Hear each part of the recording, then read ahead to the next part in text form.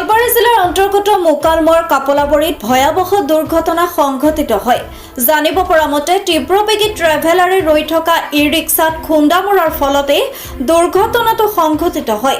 দুৰ্ঘটনাগ্ৰস্ত যুৱকজনৰ নাম ৰূপম মেধি বুলি জানিব পৰা গৈছে।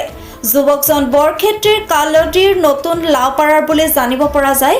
দুৰ্ঘটনাৰ ফলত যুৱকজনৰ মূৰ আৰু ভৰিত গুৰুতৰভাৱে আঘাতপ্ৰাপ্ত হয়। গুৰুতৰভাৱে আঘাতপ্ৰাপ্ত যুৱকজনক স্থানীয় লোকৰ সহযোগত মুকালমুৱা মহকুমা অসামৰিক চিকিৎসালয়লৈ প্ৰেৰণ কৰা হৈছে। যুৱকজনৰ অৱস্থা সংকটজনক বুলি জানিব পৰা গৈছে। নলবাৰীৰ পৰা চানবৰ আলীৰ সহযোগত গৰিমা মেধিৰ ৰিপৰ্ট, বাৰ্তা লাইভ।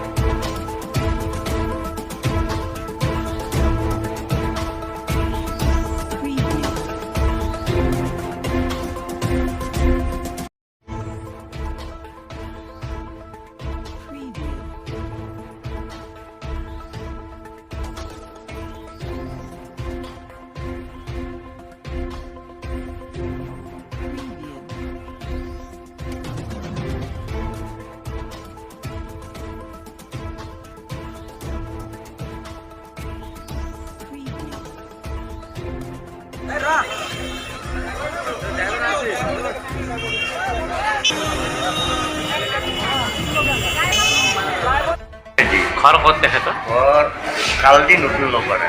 কালদি নতুন লাওপাৰা। আৰ ক'ত ক'ত আঘাত পাইছে তো? তাৰ মাথা ভৰি এখন কে খুন্দি আছে তো? ট্ৰেভেলাৰে খুন্দিছে। তাৰ মানে ৰখি থকা পিলপিলি কেইখনত ট্ৰেভেলাৰে খুন্দা মাৰি দিয়ে। মানে ট্ৰেভেলাৰবিলাক খুব জোৰত আহে সদায়, একদম চাইডত ৰাখি থকা ট্ৰেভেলাৰত ৰৈ থকা ট্ৰেভেলাৰত মাৰে। নহয়, পিলপিলিত ট্ৰেভেলাৰে মাৰিছে।